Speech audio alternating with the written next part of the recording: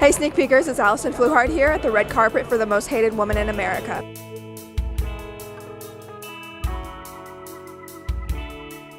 Could you tell me a little bit about your character and what drew you to the role?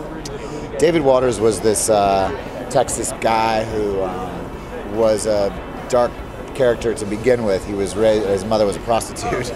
He was killed somebody early on in his teenage years. He was a violent, strange guy, but he was also extremely smart and charming. He would listen to National Public Radio before he would go rob a bank. And I mean that literally. He was just this a mix of conundrums and really interesting.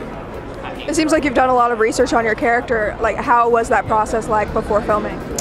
Well, he's dead. He died in prison because of this crime and because of other crimes that he'd done. So he was truly. So it was interesting to go back and try and figure out and see, the photographs and see anything I could hear from him. And there was a couple interviews that he had done that I could listen to, and just try and take in as much information as I could, and then just tell the story. And a lot of that comes down to the joy of working with Melissa Lea, who's a ferociously intense and great partner on camera.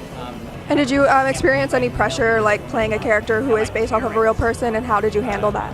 I think every time you play a character, my favorite character I ever played was Don Haskins, who's the great Texas Western coach, El Paso, Texas, who I would spend time with Don, and Don to me was like, he was not just a friend, he was a figure who it really mattered to me how I portrayed him and how he wanted me to portray him. And that's a very different story from someone like David Waters, where you're doing, you're playing a character who's dead, but also is a pretty horrible person. So you're trying to capture that side of him, as opposed to in the Haskins case, where you're trying to capture a man who you love. So it's a very interesting thing to do. I really like that challenge. Hello, Madalyn. What we want, $1 million. And is there anything you hope audiences learn, especially if they have not been familiar with this case before? I think anyone who's watching this story will be probably pretty amazed by the politics of it all. This angry, lonely woman who had no power and no money was able to take her anger and her frustration with a certain idea all the way to the Supreme Court and change the politics of America. And that's the amazing thing that Obama and Gandhi and people say. It really just takes one person, and you don't have to be powerful. You don't have to have money. It's just about this incredible belief and drive that she had.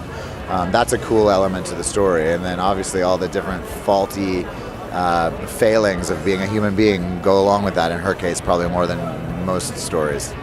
Is there any particular challenges you guys face working in true crime film? Any particular...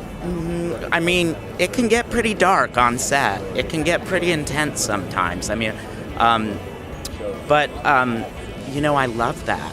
I really love making films about people who do very bad things, because I think it's most interesting when you get a complex character and can try to figure out why do they do what they do, whether it's Madalyn or the crooks surrounding her.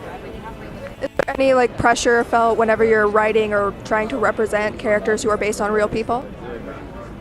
There's absolutely a pressure, because you want to get the essence of them. You have in our case, an hour and a half to find the essence of a person. And, we all have these long, Madalyn lived into her late 70s. How do you distill that? How do you find the beats and the moments that capture that? And you're always working towards, there's this tension between truth and a good movie. Yeah. And hopefully you can find the thing that brings them both together. So, could you tell me if you felt any pressure playing someone who has been based off of a real person, and it's someone who people have a lot of opinions about? There is a responsibility when you play somebody living or who has lived. There's a huge responsibility. And what I've done in each instance is, if the woman was alive, sought her approval, and both times I am lucky I received an approval from the actual human being I was going to play. Tommy O'Haver and his writing partner really had done an enormous amount of research on the project. A certain amount of fabrication to make it dramatic, but all of it based absolutely on truth. In fact, the strangest parts of it, the most truthful parts of it. Small details along the way changed for dramatic purposes. But the responsibility of being somebody who lived is huge.